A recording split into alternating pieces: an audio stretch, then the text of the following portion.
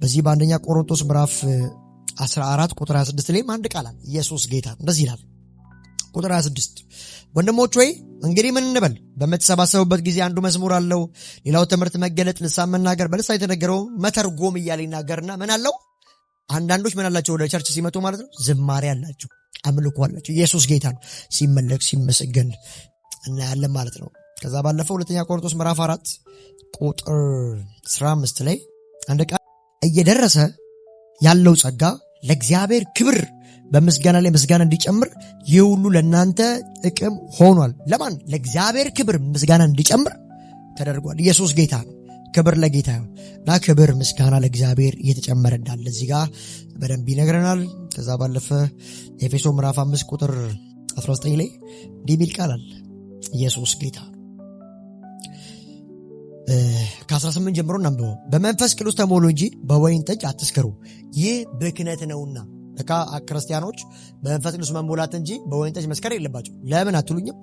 ሰው የተሞላውን ያ ነው የሚሆነው። አሁን ስለ አምልኮ ስናወራ ባለፈው ስለ ኢንካውንተር አውርተናል። ሰው የሆነውን የሚሆነው በዛ በተነካው ልክ ነው ሰው የሚያመልከው።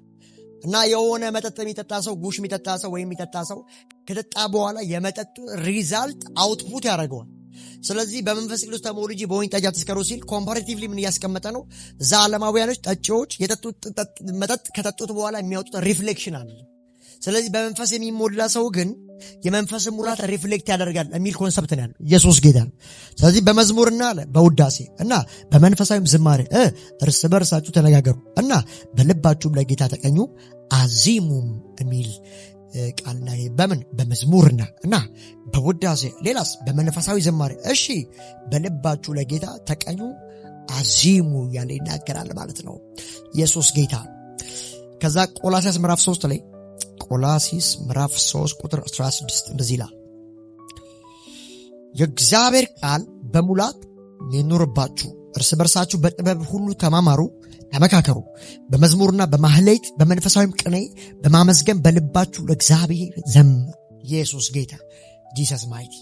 የእግዚአብሔር ቃል ሙላት በውስጣችሁ ምን ይበል ይኑር እና በመዝሙር በማህሌት ዛሬ ስለ አምልኮ ስለ ዝማሬ ያወራን ነው። በመዝሙር በማህሌት በመንፈሳዊ ቅኔ በማመስገን በልባችሁ ለእግዚአብሔር ዘምሩ። ስለዚህ እኛም በመዝሙር በቅኔ በመንፈሳዊ ቅኔ በዝማሬ በማህሌት በዚህ ሁሉ ነገር ለእግዚአብሔር ምን ላለ ማለት ነው ዘምራለን ማለት ነው። ኢየሱስ ጌታ። ክብር ለጌታ ይሁን። የመጨረሻ 3 ጥቅስ ላሳያችሁ። እዚህ ዕብራውያን ምዕራፍ 2 ቁጥር 12 እና 13 ላይ እንደዚህ ይላል። እንግዲህ እንዲህም ይላል፣ ስሜ ለወንድሞቼ ነግራቸዋለሁ፣ በጉባኤ መካከል ስምን እዘምራለሁ። ስምን ምን ላለሁ እዘምራለሁ። ስለ ዝማሬ ስለ አምልኮ ይናገራል። ስምን እዘምራለሁ፣ እንዲሁም እኔ በእርሱ እታመናለሁ። ደግሞም እንዲህ ይላል፣ ኖ እኔና እግዚአብሔር የሰጠኝ ልጆች እያለ ስለ ዝማሬ ያወራናል ማለት ነው።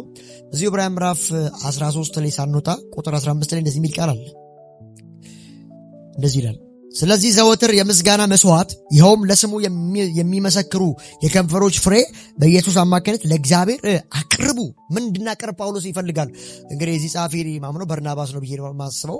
ስለዚህ ማምነውም በርናባስ ምን እያለ ነው በዕብራውያን መጽሐፍ ሲባል፣ ስለዚህ ዘወትር የምስጋናን መስዋዕት ለማን? ለእግዚአብሔር እሺ አቅርቡ፣ ይኸውም ለስሙ የሚመሰክሩ የከንፈሮችን ፍሬ በኢየሱስ አማካኝነት ለእግዚአብሔር አቅርቡት፣ አምላካችሁና አባታችሁ በክርስቶስ ኢየሱስ በኩል አመስግኑት እያለ መጽሐፉ ይናገራል። የመጨረሻ ያዕቆብ ምዕራፍ 5 ቁጥር 13 ላይ እንደዚህ ይላል፣ ከእናንተ መካከል በመከራ ውስጥ ያለ አለ እርሱ ይጸልይ፣ የተደሰተ አለ የምስጋና መዝሙር ይዘምር እያለ ይናገራል። ምንድነው ሲባል ከእናንተ መካከል ውስጥ በመከራ ውስጥ ያለ ሰው ካለ እርሱ እንዲጸልይ ከዛ መከራው እንዲወጣ፣ ከዛስ የተደሰተ ሰው ካለ ደግሞ ለደስታው ደግሞ ምን ያደርግ ያለ የምስጋና መዝሙር ይዘምር ለእግዚአብሔር ብሎ መጽሐፉ ይናገራል። ስለ አምልኮ የተወሰነ ነገር ልበላችሁ። አምልኮ እንደምታውቁት እዚህ ጋር መዘመር፣ ቅኔ፣ መንፈሳዊ ቅኔ፣ መዘመር፣ መሐሌት እያለ መጽሐፍ ቅዱስ ከአዲስ ኪዳን ከብሉይ ኪዳን አይተናል። አሁን ምላችሁ የፕሮቴስታንቶችን ዝማሬ አምልኮ ብዙ ሰዎች የሚመዝኑት ውጭ ካለው ተነስተው ይሄ ስፒሪቹዋል ዓለም ነው፣ ይሄ የእግዚአብሔር ዓለም ነው፣ ያ ደግሞ ዓለማዊ ዓለም ነው። ስለዚህ ሁለቱ ዓለም የተለያየ አቅም አለው። እዛ የሚመለከው ራሱ ሉሲፈር ነው። ከዛ ባለፈ የሚዘፈነው ለአንድ ሴትና ለአንድ ወንድ ነው። ከዛ ባለፈ ለሀገር ነው። ኢየሱስ ጌታ ነው። ስለዚህ ዞሮ ዞሮ የት ነው የሚቀረው ሲባል እዚሁ ምድር ላይ። ከምድር ማያልፍ ወርሽፕ ነው። ከምድር ማያልፍ ዝማሬና ቅኔ ነው እዚህ ያለው በዓለም ያለው። መንፈሳዊ ዓለም ላይስ ከምድር ከፍ የሚል ወደ ሰማይ የሚያርግ ወደ እግዚአብሔር ጸባዖት የሚገባ ለእግዚአብሔር የሚቀርብ ሳክራይፍ ነው፣ አምልኮ ነው። ስለተደረገልን ነገር የምንከፍለው ሪስፖንድ ነው። ስለዚህ ዓለም ላይ ያለውን ዝማሬ ምናምን ቅላጼዎችና እዚህ ደግሞ ቸርች ያሉትን በታምር አንድ ሊሆኑ አይችሉም። ለምን? እዛ ዓለም ነው የሚመለከው ዲያብሎስ ነው፣ ሴትና ወንድ፣ ከዛ ባለፈ ሀገርን ኢንክሉዲንግ የሚያደርግ ነው። እዚህ ግን ቸርች ሲባል ከምድር ከፍ የሚል ወደ ሰማይ የሚገባ ለእግዚአብሔር ብቻ የተገባ ለፈጣሪ ብቻ የሚሆን አምልኮ ነው። ታዲያ ያላመኑ ሰዎች ለምንድን ነው የፕሮቴስታንቶችን ዝማሬ ከዘፈን ተነስቶ ጀጅ የሚያደርጉት? ኢየሱስ ጌታ ነው። የሆነ ሙዚቃ ያሉ ናይት ክለብ ያዩና እዛ ጋር እየተንቀሳቀሱ ሰዎች የሆነ የሰውነት የፊዚካል ኢንተርፕራንስ አላቸው እና ቸርችም ደግሞ ሰዎች በመንፈስ ተነክቶ ሲዘሉ ያያሉ። ታዲያ እዚህም እዛም ዘለሉ። ስለዚህ ያ ሙዚቃ እዚህ ሙዚቃ ነው እያሉ ነው። በጣም ምርስተት ነው። ኢየሱስ ጌታ ነው። ቅድም እንዳልኳችሁ ያ ዓለም ነው። አንደኛ ዮሐንስ ምዕራፍ 4 ሲናገር እነሱ ከዓለም ናቸው፣ ከዓለሙ የሆኑት ይሰሟቸዋል። እናንተ ግን ከእግዚአብሔር ናችሁ፣ ከእግዚአብሔር የሆነ ይቀበላችኋል፣ ይሰማችኋል። ኢየሱስ ጌታ ነው። ስለዚህ ከዘፈን ተነስቶ ይሄን የመንፈሳዊ ዓለም የኢቫንጀሊካል ሰርክል የፕሮቴስታንት ዝማሬ ጀጅ ማድረግ ሲጀምር አንድ ኮንሽስ ካለው ሰው የሚጠበቅ አይደለም። ገና አንፈርድባቸውም። በፍጥረታዊ አእምሮ ከዛ ያለፈ ነገር ሊያስቡ ስለማይችሉ። እውነቱ ግን ምንድነው ሲባል አምልኮ በእውነትና በመንፈስ በተነካንበት ኢንካውንተር ልክ ለእግዚአብሔር የምንመልሰው ሪስፖንድ ነው። እንደውም ከነሱ እንውጣና አንዳንድ አማኞች ራሱ ሰዎች በመንፈስ ተነክቶ ከዘለሉ የሆነ መንፈስ ቅዱስ እንደረዳቸው ሲያመልኩ አምልኮ የማይመስላቸው ሰዎች አሉ። ልክ ናቸው እንዴ? ኧረ ልክ አይደሉም። ስለ አምልኮ ምንድነው መጽሐፍ ቅዱስ የሚለው ሲባል ሰው ብዙ የተደረገለት ይላል መጽሐፍ፣ ብዙ ያመሰግናል። ስለዚህ ሰው ጌታ በረዳው ልክ ጌታ ባገኘው ልክ ነው የሚያመልከው። ቸርች ውስጥ ቁጭ ብሎ ቆሞ አምልኮ ሳለ እንዲህ ማለት እያመለከ እንዲህ የሚዘሉ ሰዎች የሚነኩ ሰዎች ደግሞ የሆነ ነገር ተብሎ መታሰብ የለበትም። ለምን ከተባለ አምልኮ ከኮንሽስ በላይ ከህሊና በላይ ነው። አምልኮ ሰዓት ላይ ልክ ቃል እንደምትሰማው አይደለም። ቃል ስትሰማማ እያመዛንዘክ የምታውቀው ክፍል ከሆነ ይሄ ሌላ ገባው ይሄን ትላለህ። አምልኮ ሰዓት እንዴት ትላለህ? ኢየሱስ ጌታ ነው። አንተ እንዲህ የምታመልክ ከሆነ ሌላ ኢንተርፕሬቴሽን ውስጥ ከሆነ አሁን ይህ ሰው እያመለከ ነው። ያንተ ይሄ አምልኮ ሆኖ የዛኛው አምልኮ ማይሆንበት ምንም ምክንያት የሌለው። ለምን ሲባል ሰው በተነካበት በዛ ልክ ነው የሚያገለግለው። በተነካበት በዛ ልክ ነው ለእግዚአብሔር የሚዘምረው። ለካምልኮ ምንድን ሲባል ሰው በተነካበት በዛው ልክ የሚያገለግለው ነው ማለት ነው። ኢየሱስ ጌታ። ስለዚህ ከዘፈን ተነስቶ የቸርችን ዝማሬ ጀጅም ማድረግ አንድ ነው ማለትም አይቻልም ማለት ነው። ኢየሱስ ጌታ። በፕሮቴስታንት ውስጥ መሆኑ ሰዎች ደግሞ ሰዎች ተነክተው ሲዘሉ እንደሆነ መንፈስ እንደረዳቸው የሚያመልኩት ሰዎች ደግሞ ጀጅ አድርጎ እጅ መቀሰር አይቻልም። ለምን ሲባል ከአይምሮ በላይ ነው። አምልኮ ወርሺፕ የሚመለከው እግዚአብሔር ነው። ሰዎች እግዚአብሔር አምላካቸውን ኢንካውንተር ባደረጉበት በዛው ልክ የሚሰጡት ሪስፖንድ እንጂ የልምድ የሙከራ አይደለም አምልኮ።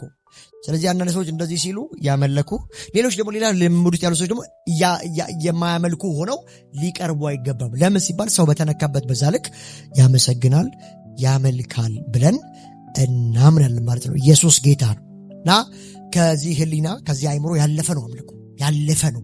በዚህ በተቆጣጠረው አይደለም። አንዳንድ ሰዎች ሊቆጣጠሩት ይፈልጋሉ፣ ኩል ሊጫወቱ ይፈልጋሉ።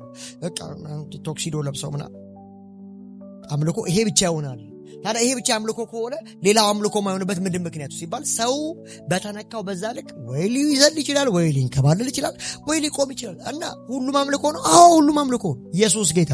በእውነትና በመንፈስ ማምለክ እንጂ በሆነ ኢንተርፕሬቴሽን የሚመዘንና ኳሊፋይ የሚሆን አምልኮ ስለሌለ ማለት ነው። ኢየሱስ ጌታ። ክብር ለጌታ ይሁን። ስለዚህ አምልኮን ከየት ኪዳን አይተናል? ከብሉይ ኪዳን፣ ከአዲስ ኪዳን። በዛ ላይ ስለ ሰይጣን አምላኪነት ቀድሞ የነበረውን ስፍራ አይተናል። መጀመሪያ አምላኪ ነበር፣ ኪሩብ ነበር። የት? ኢሳይያስ ምዕራፍ 14 ባለፈው አይተናል። ሕዝቅኤል ምዕራፍ 12 28 አይተናል። ሕዝቅኤል ምዕራፍ 28 ኢሳይያስ ምዕራፍ 14 ላይ አምላኪ እንደነበር፣ እንደወደቀ በልዑል ማድረግ እንደመመሰል እንደፈለገ በደንብ ያየንበት ክፍል ነበረ ማለት ነው። ኢየሱስ ያድናል። ኢየሱስ ጌታ። ስለዚህ እኚህን ክፍል ካየን ስለ መላእክትም ደግሞ አይተናል። ባለፈው ስለ መላእክት አይተናል። በሚገርም ሁኔታ 7 አይነት ብለን ኪሩቤል፣ ሱራፌል፣ ሚካኤል፣ ገብርኤል፣ እልፍ አእላፋት የእግዚአብሔር መላእክት፣ ቴዎፋኒ፣ አንድሮፍ፣ ያህዌ ከዛ ኃይላት፣ ስልጣናት የሚላቸውን እነሱን አይተን ነበር ማለት ነው። ዛሬ የአምልኮውን የፓርት ትምህርት በዚህ ዘጋ ነው ማለት ነው። ኢየሱስ ጌታ